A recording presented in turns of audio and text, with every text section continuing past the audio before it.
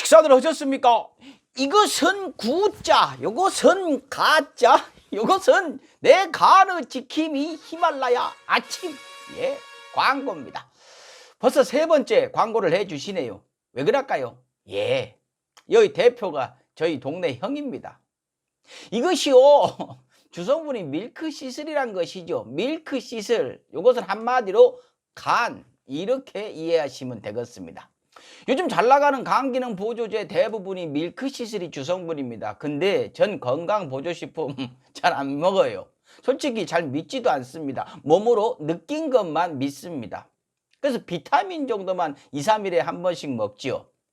이거 광고하기 한참 전에 이형기 술 한잔을 하면서 요거 먹어보라고 하더라고요. 일단요, 술이 잘 들어갑니다. 주량 이상 먹었어요. 근데 다음날 아침에 이거 남은 거 하나 안 먹었습니다. 숙취가 거의 없더라고요.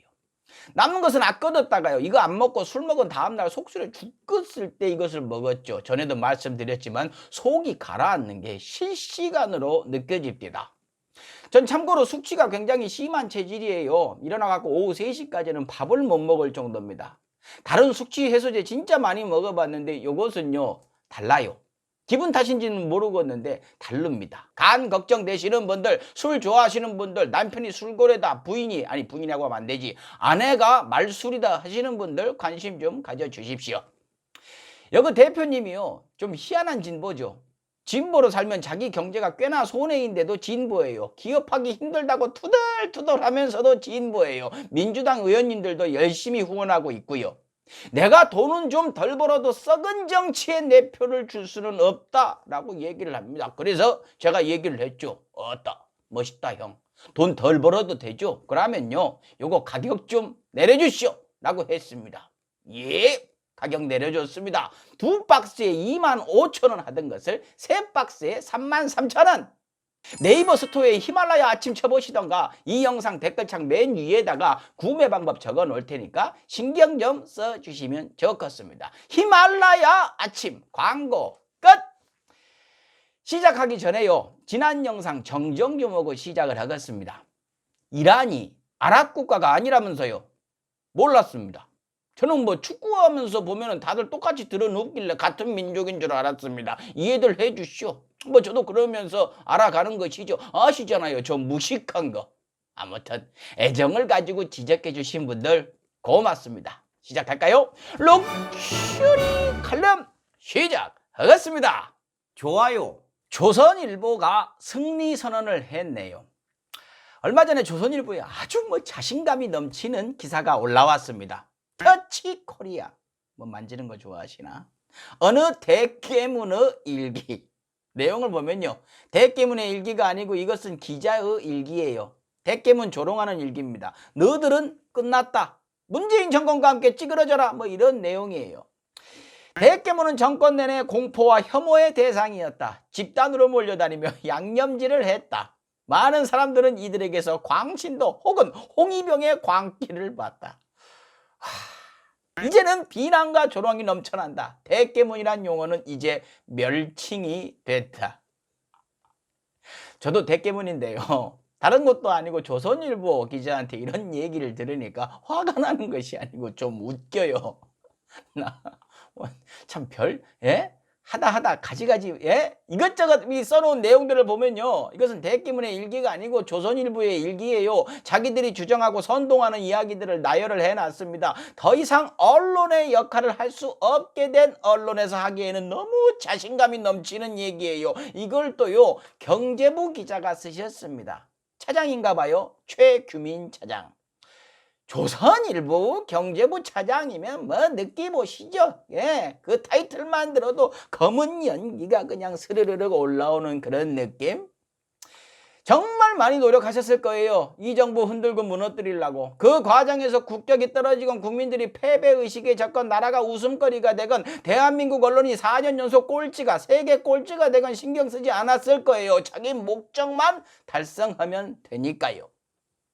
이 최규민 차장님이 참 재미있는 분이에요. 보통 수구언론 경제기사들이 그렇듯이 이번 정부에서 경제가 개판이라는 이미지를 심어주려고 필요한 단어나 수치만 가져다가 다른 데다 딱 끼워놓고 이것을 왜곡하고 크게 부풀리고 제목 무섭게 달아갖고 사람들을 선동을 하죠. 또 이분은요, 누가 지적하면 우겨요. 그 단어랑 수치는 팩트 아니냐, 이렇게 우깁니다. 근데 대부분 이 쓰레기 경제 기사들은요, 팩트체크 당하면 그냥 찌그러지죠. 왜? 목적 달성은 이미 했으니까요. 어차피 뭐 기사 잘 안 보는 사람들은 네이버랑 다음이 메인에 턱 이렇게 올려주면 제목만 쓱 보고서 그냥 아 그렇구나 하고 믿고 넘어가 버리지요. 근데 중요한 거, 누가 요즘 경제기사 제대로 봅니까? 어려워서요. 저도 예전에는 제목만 봤어요. 믿지만 않았을 뿐이죠. 근데 요즘은요, 제가 경제기사도 다 들여다봐야 하니까 뒤지겠습니다. 오늘 말씀드릴 내용도 머리 깨지는 줄 알았어요. 자, 봅시다. 최규민 기자의 최근 기사 한번 볼까요? 제목, 소득 주도 성장한다고 난리더니 국내 총소득 21년 만에 마이너스. 아저씨, 요즘같이 100년 만에 올까 말까한 이런 시기에 총소득이 늘어날 수가 있습니까? 다른 나라는 어떤데요? 많이들 막 늘어나고 그랬습니까? 우리보다 몇 배씩 개판 나버렸죠? 돈 엄청나게 쏟아붓고도 개판 나버렸죠? 그런 얘기는 왜 안 하십니까? 아저씨 목적이랑 안 맞으니까 안 하시죠? 소득주도 성장 때문에 그거 한다고 난리라고요? 아니, 돈 못 버는 사람들 좀 도와주면 안 됩니까? 그러고 소주성 덕분에 소득 상위 계층이랑 하위 계층 격차 줄어든 거는 왜 얘기를 안 하십니까? 그것도 아저씨 목적이랑 안 맞죠? 이 아저씨야, 참말로. 이분이 또 여러 가지 많이 썼지만 다 얘기하면 밤새겠고 아주 유명한 기사를 쓰셨죠. 작년 봄에 총선 전날 4월 14일 날 조금이라도 선거에 도움이 될까 해서 이런 기사를 씁니다. 올해 한국 성장 마이너스 1.2%, 대공황 이후 최악의 침체 온다. 아저씨, 이것에 넘어가는 사람이 얼마나 있다고 양심을 파십니까? 이것도 팩트다 이렇게 얘기를 하겠죠. 예, 팩트입니다. 근데 다른 선진국들은 마이너스 1%가 아니고 마이너스 5%, 7%, 9%이 얘기는 왜 얼마물이십니까? 그냥 봐라. 참 용 쓰고 계십니다.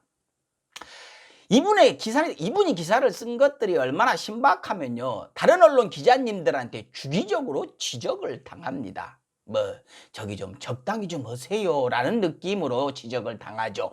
근데 말씀드렸죠, 이 최규민 차장이 재밌는 게 꼭 반박을 해요. 그랬다가 꼭 발려요. 자, 그런 얘기를 한번 봅시다. 한겨레한테 발렸고 KBS에게 발렸고 경향신문에 발렸어요. 해마다 하나씩만 얘기를 해볼게요. 최대한 제 수준에서 쉽게 말씀을 드리겠습니다. 먼저 2018년도에 한겨레한테 발렸어요. 조선일보 사설이 나옵니다. 2분기에 한국은 0.7% 성장, 미국은 4.3% 성장을 한다. 문재인 정부가 경제를 망치고 있다. 이젠 할 말도 없다라고 이렇게 얘기를 했어요. 이걸 갖다가 한겨레의 안재승이군요. 이걸 한겨레 안재승 논설위원이 지적을 했습니다. 수치 내는 방식이 다르다. 한국은 단순히 지난 3개월, 지난 분기의 수치하고 비교를 한 것이고 미국은 1년을 따져보는 수치다. 이겁니다. 다른 거죠. 이렇게 하면 안 되는 거죠. 근데 조선일보니까 가능한 거죠.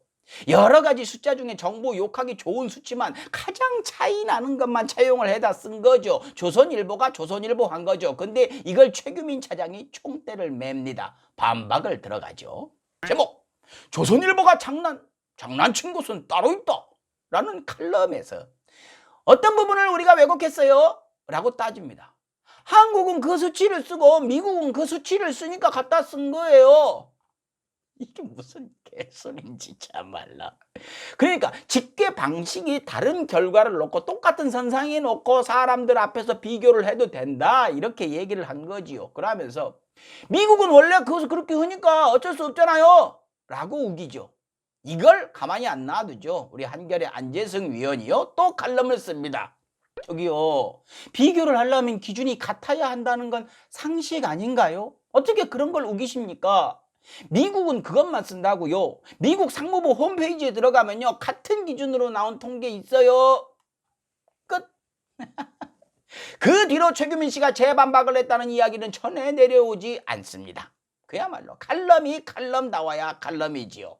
구독. 2019년에는 경향신문한테 발립니다. 최규민, 말라버린 젊은 일자리 청년 취업자 3번은 눈물. 예. 이 기사에서 청년 취업자 10명 중 4명은 최저임금도 안 되는 월급 150만 원을 받는다라고 했는데 경향신문 박은하 기자는요. 150만 원 미만 저임금 청년 노동자 크게 줄었다라고 하죠. 최저임금이 올랐기 때문에 최저임금 수준도 많이 올랐다라고 얘기를 하고 구체적인 그 수치도 딱 보여주면서 증명을 해주지요. 그렇다면 최규민 씨는 왜 150만 원도 안 된다라고 했을까요? 그렇죠. 또 이상한 통계를 갖다 쓴 거죠. 어떤 통계냐? 일주일에 1시간만 일해도 그 사람이 통계에 들어가는 그 통계를 갖다가 쓴 거예요. 하던 대로 한 겁니다. 필요한 수치만 엄선을 하신 것이죠. 최규민 기자 아니죠. 최규민 차장이 왜 그랬을까요? 조선일보니까 그랬죠. 뭐라고 하면 또 반박하겠죠. 그런 통계가 있는 건 사실이잖아요. 맞다. 고생 많으십니다. 2020년에는요. 좋아요. 2020년 KBS 기자한테 발린 건 먼저 건드렸다가 된통 당했어요. KBS의 김원장 기자가 수구 언론들이 실컷 요즘 써먹고 있는 이른바 종부세 폭탄론, 여기서 항상 기레기들이 종부세가 수천만 원 오른다면서 국민들 선동하는 그 쓰레기들 언급을 하니까 뭐가 찔리셨는지 최규민 차장이 또 씁니다. 남의 돈 우습게 아는 사람들, 이런 기사를 써갖고 김원장 기자를 저격을 하죠. 부동산 3번 가봤다는 그 기자가, 뭐 저기는 한 번이라도 가봤는지 모르겠는데, 그 기자는 현실을 모른다. 내가 세무 전문가한테 물어봤는데 잠실 리센츠 아파트 종부세는 274만 원이었다. 남의 돈 100만 원이 우습냐? 라고 혼을 내시죠. 바로 다음 날 김원장 기자가 잠실 리센츠 종부세 274만 원이 아닌 94만 원짜리 고지서를 공개를 하죠. 그러면서 이거 아주 일반적인 소유주한테, 일반적인 주인한테 나온 종부세인데요 라고 합니다. 뭐 조금씩 차이는 있을 수 있겠죠. 그러나 최규민 씨가 현지 부동산 3번이나 찾아간 기자 무시하면서 세무 전문가한테 물어본 수치는, 야, 여기 그 최고로 많이 나오면 얼마까지 나오냐? 이거 아니었을까요? 그 수치를 썼던 거 아닐까요? 여기에 이제 김원장 기자가 점잖게 한마디 합니다. 조선일보가 틀렸다는 게 아닙니다. 1,000만 원, 2,000만 원 더 나온다고 하길래 그건 아니라고 한 건데 100만 원이 우습냐? 이렇게 따지면 전 뭐라고 해야 돼요? 라고 했어요. 그러면서 또 멋있는 말을 붙이죠. 수십억짜리 집 가진 분들 몇백만 원 종부세 신경 써주시는 거 좋은데요. 1년에 600만 원 월세 내는 없는 사람들도 신경 좀 써주세요. 라고 척추뼈를 때려버리지요. 참 최규민 기자 재밌죠. 이쯤 되면 자기를 돌아볼 만도 한데 아니죠. 더 꼿꼿이 조선일보의 자존심을 지키고 계시죠. 뭐 최규민 씨도 나름 생각이 있겠죠. 자기가 맞다 이렇게 생각을 할 겁니다. 그러니 저러시니 맨정신으로 어떻게 저런 일들을 하시겠습니까? 근데요, 다 이해해요. 그러세요. 근데 자기 자리에서 자기 할 것만 열심히 하시면 되지, 경제기사 쓰시다가 갑자기 왜 대깨무는 조롱하면서 승리 선언을 하십니까? 이겼다고 생각하세요? 아니에요. 아직 멀었어요. 더 열심히 하셔야 돼요. 그러고 이기기 힘들 겁니다. 어느 대깨문의 일기. 이런 내용이 있네요. 사례가 다 들네. 서울의 한 대기업 다니는 지인이 요즘에 아직도 대통령 지지한다고 하면 정신 나간 사람 취급을 받는다라고 했다. 예, 뭐 그런 생각 하실 수도 있죠. 두 분이 말 섞으신 거 보면은 친하신가 봐요. 그럼 마지막으로 그 지인분한테 한마디 해야겠네요. 아저씨, 친구 가려가면서 만나세요. 마치겠습니다. 칼럼다워야 칼럼이지. 식사하십시오.